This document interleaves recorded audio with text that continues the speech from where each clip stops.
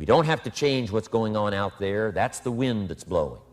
All we have to do is change what's going on in here. We must learn from personal experience. Learn from what happens to you.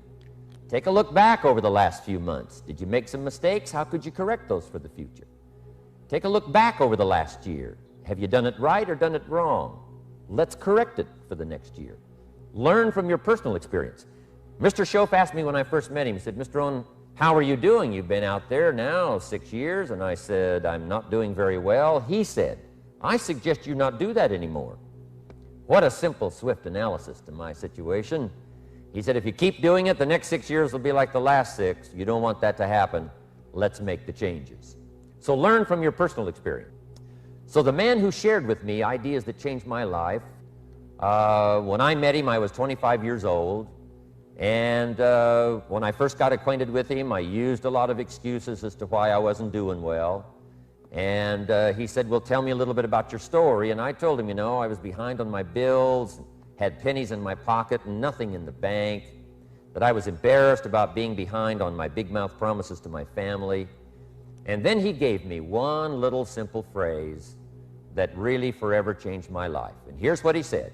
Mr. Rohn, if you want the future to change for you, you've got to change. And he said, if you don't change, the next 6 years of your life is going to be just like the last 6.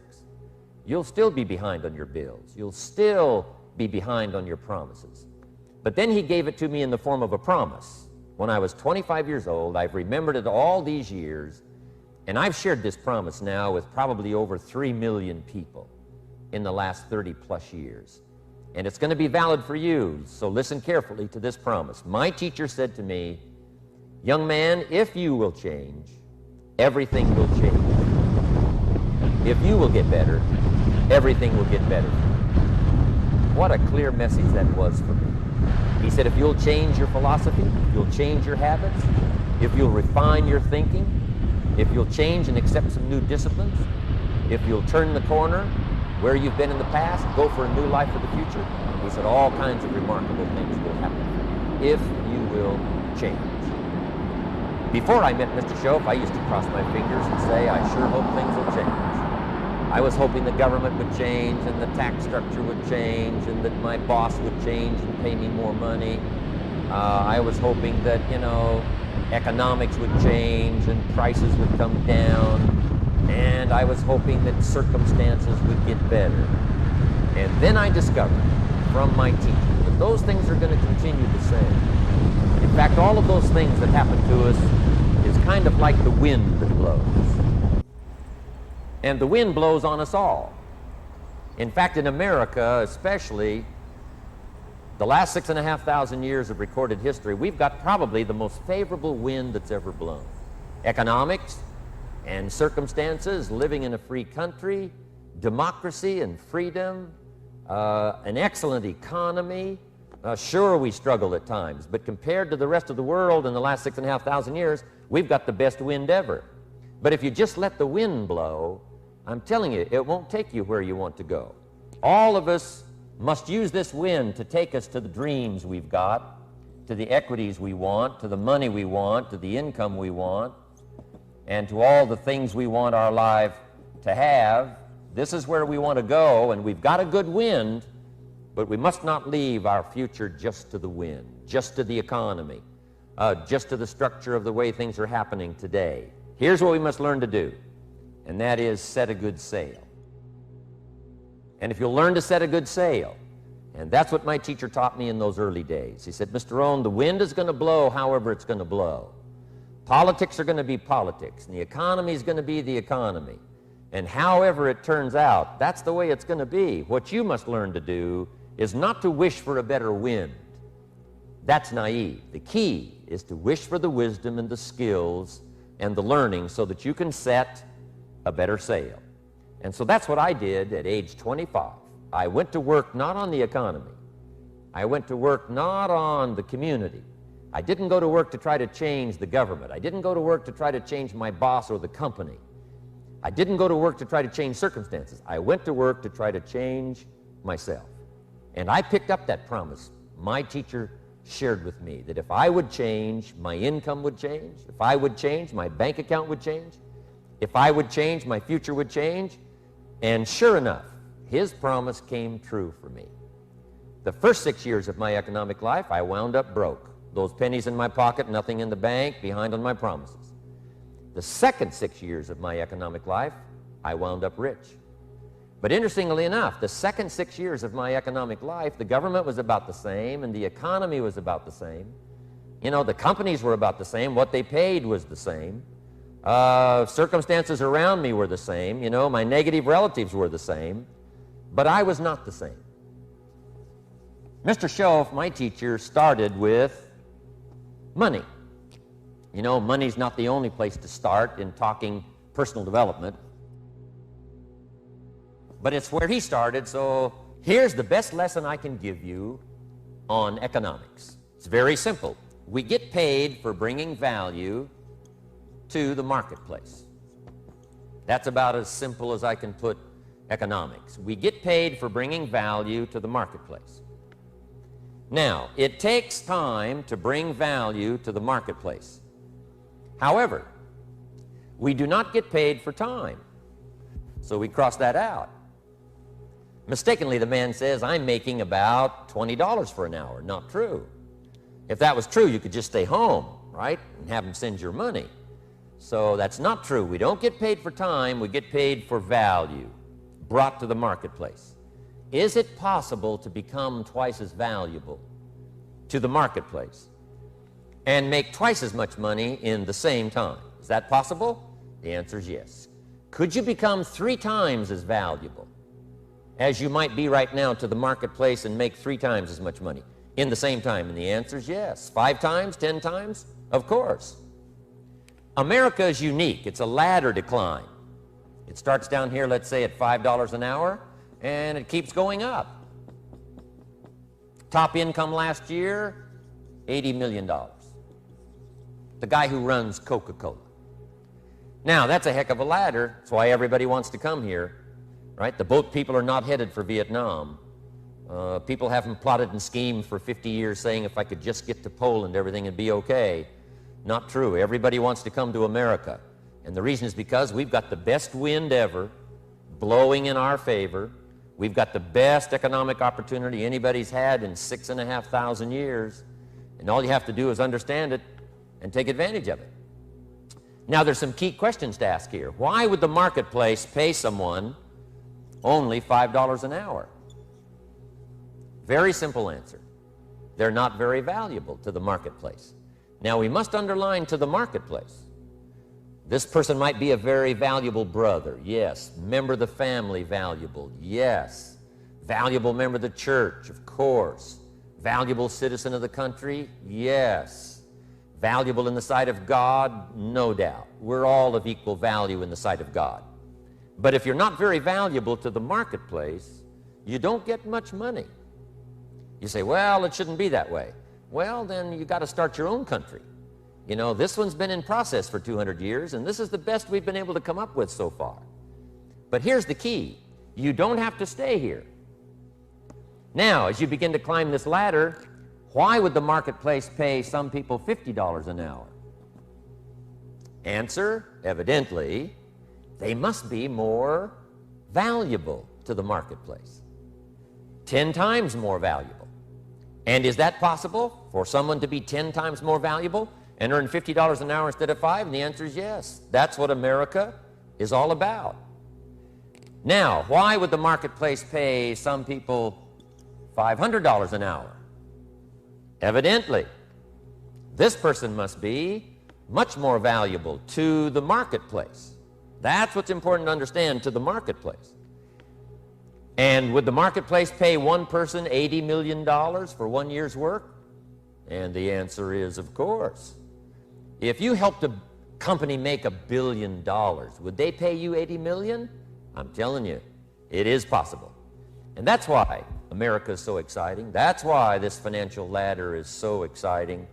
It's possible for all of this to come true for all of you, no matter where you start. As a student in school, just getting started out there in the workplace, this is all possible for you. Now, Mr. Shoaff gave me the clue. on how to climb this ladder as high as I wanted to climb.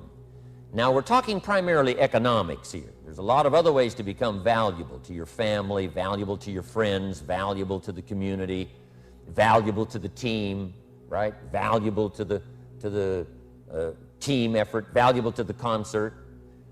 But here's what he said to me. In climbing this ladder economically, all you have to do is work harder on yourself than you do on your job. Once I heard that, it made sense to me. I kept hoping that everything else would change around me, found out that if I went to work on myself, worked on my skills, worked on my language, if I became better than I was each year, if I grew in skills and language and vocabulary and competence, then I would become attractive to the marketplace.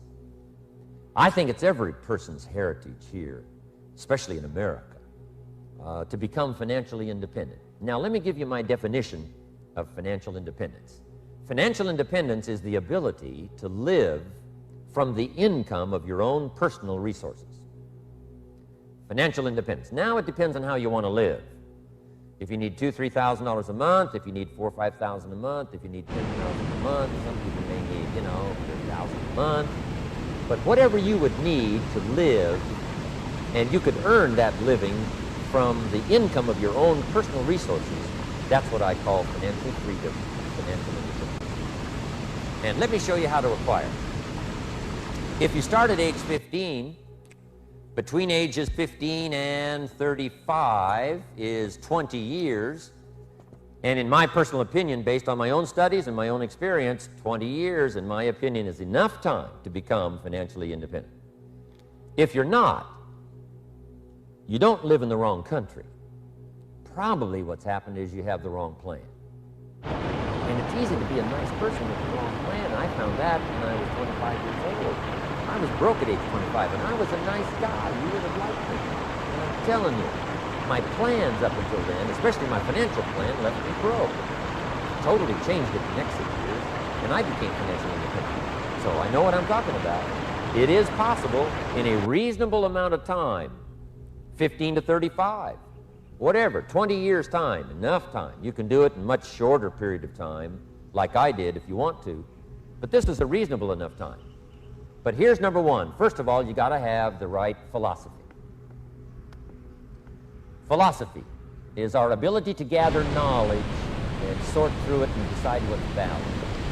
To develop a philosophy about life, a philosophy about our health, a philosophy about our family relationships, a philosophy about economics. And if you develop the right philosophy, that's what helps to set this sail, so that in 6 years it takes you where you want to go, instead of winding up like I did that first 6 years of my economics, broke, no money, empty bank account. The right philosophy. Now let me give you a couple of philosophies to consider. Here's the first one. It's called the philosophy of the poor. And here it is. Poor people usually spend their money and invest what's left. That's the philosophy of the poor. Now, here's the philosophy of the rich. Rich people invest their money and spend what's left. And here's the startling answer. It really doesn't matter what the amount is. What's most important is not the amount. What's really important is the philosophy. So I would ask you to adopt this philosophy of spending after you have invested. Invest first, then spend. And I've got a little formula that I'm going to share with you.